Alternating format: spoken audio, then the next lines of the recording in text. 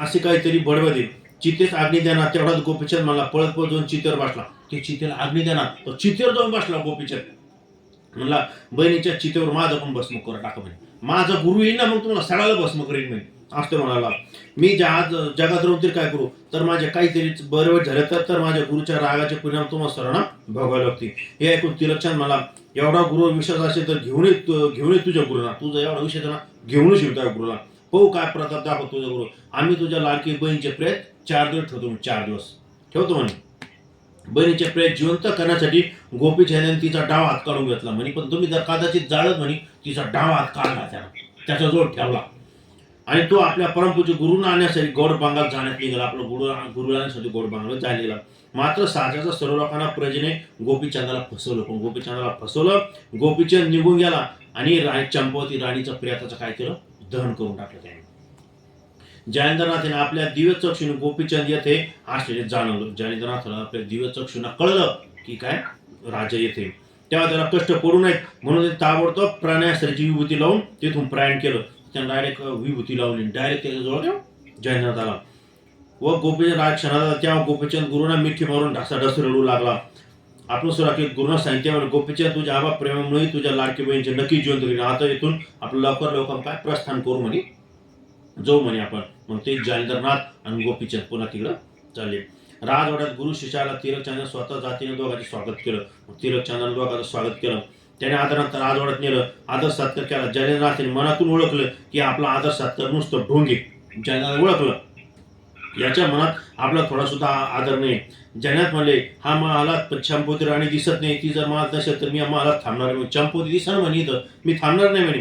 त्यानंतर जयेंद्रनाथाने आपल्या शिष्याकडून चंपावती डाव हात मागून घेतला. तेव्हा चंपावतीचा डाव हात मागून घेतला व संजीवनी मंत्र त्या डाव्या हातात भस्म लावलं आणि मंत्र म्हणलं. हाक मारला. ताबडतोब एका खोलीतून दुसऱ्या खोलीतून चंपावती काय आली, बाहेर आली. तर जयेंद्रनाथांना चरण वंदना केली. आपली सून जिवंत झाली यावर तिलकचंदाला सुद्धा विश्वास बसना. तोही जयेंद्रनाथाच्या पाय पडला व त्याने त्याची काय माहिती क्षमा मागितली आणि तुमचा विश्वास बसला नाही. त्यानंतर जयेंद्रनाथ जेव्हा निघण्यासाठी तयार झाले तेव्हा तिलकचंदाने जयेंद्रनाथला थोडे दिवस राहून सेवा करायची संधी द्यावी अशी विनवले. राजाचा आग्रह पाहून जयेंद्रनाथ एक दिवस तिथे राहिले. चंपावतीच्या हातून बनलेलं सुग्रास भोजन त्यांनी मानसिक आस्वाद घेतला. सर्व गावाला ते माहीत झालं खरंच नाथपंथी लोक काही साधारण नाहीये. जेवणानंतर जयेंद्रनाथाने तिलकचंदाला सांगितलं की राजन, तुझ्या सुनेचा भाऊ गोपीचंद आता तपश्चर्येसाठी जाते. तेव्हा त्याच तो म्हणला की राजन, तुझ्या सुनेचा भाऊ गोपीचंद तप निघालाय. त्याचा मुलगा मुक्तेन आता राज्य करीत आहे. तो अजून लहान आहे. तेव्हा त्याच्या राज्यकारभारासाठी लक्ष द्यावे. तुम्ही भविष्यकाळात मोठे वीर व्हाल. तुम्हाला कोणी शत्रू राहणार नाही. मी 6 महिने तरुण सर्व बंदोबस्त करून घेईन. गोपीचंद राज जयेंद्रनाथाच्या हिलापट्टणम गेला.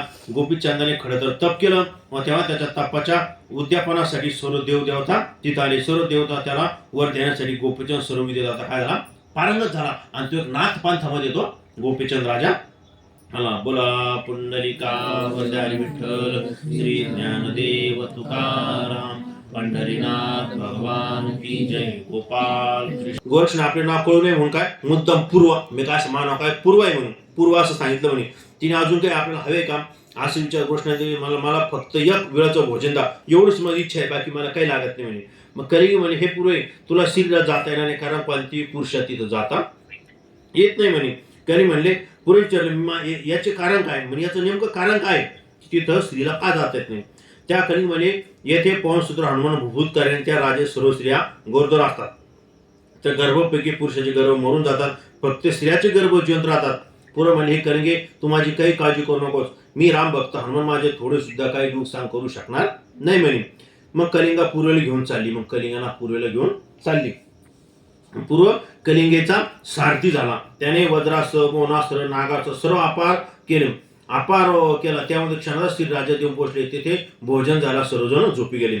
इकडे हनुमान सेतूमध्ये रामेश्वरून श्रीराजा जायला निघाला. तर इकडे जे हनुमान आहे रामेश्वरून श्रीराजा निघाला. तो श्रीराजाच्या सीमेपर्यंत आला नाही. तेवढाच गोरक्षनाथ वज्रास्त्र त्याच्या छातीला आदळलं. गोरक्षनाथ होतं एवढा महाबलवान पराक्रम भक्त हनुमान पंचाअस्त्राच्या महापराक्रमामुळे तो वेशू झाला की स्पर्शामुळं तो जमिनीत डिंक लागला पण चिटकून बसला हनुमान. त्यानंतर नागास्त्र मोनास्त्र सोडले. महान चारी अस्त्र मारुती मरण जर झाला. डोळे पांढरे झाले, तो सारखा शुद्धीर येई व पुन्हा अपेक्षित पडे, अशा अत्यंत बिकट परिस्थितीत त्याने आपल्या ईश्वराचे म्हणजे सीतापती रामचंद्र स्मरण सुरू ठेवलं. त्यामुळे कौशल्यपुत्र ताबडतोब हनुमानच्या मध्ये धावून आला व मारुती असलेला शस्त्र त्याचे निवारण केले. व्यवस्थित शुद्ध आल्यावर हनुमंताने पळत पळत जाऊन श्रीरामाचं चरण कमळ धरलो, हादरून म्हणला, हे जीवनदाता, तुमच्यामुळे मी आज वाचलो, नाहीतर आज मी माझा शेवटचा दिवस होता. असा तुमचा आशीर्वाद मला राहू द्या. असे म्हणून अंजनी पुत्र पुन्हा दशरथनंदाच्या पाया पडला. तेव्हा लक्ष्मण बंधूने पुन्हा हनुमानाला प्रेमानं जवळ घेतले. विचारले, तुझी अशी दयनीय अवस्था कोणी केली आहे? तू एवढा बळ असताना तुझ्यापेक्षा नक्कीच कोणतरी सामर्थ्य आहे. तेव्हा हनुमान म्हणला, आजपर्यंत तरी कोणत्याही क्षत्रियाने माझ्या एवढा विजय मिळवला नाही, पण माझ्या मते नवनाथपैकी कोणाच तरी एकाचं काम आहे.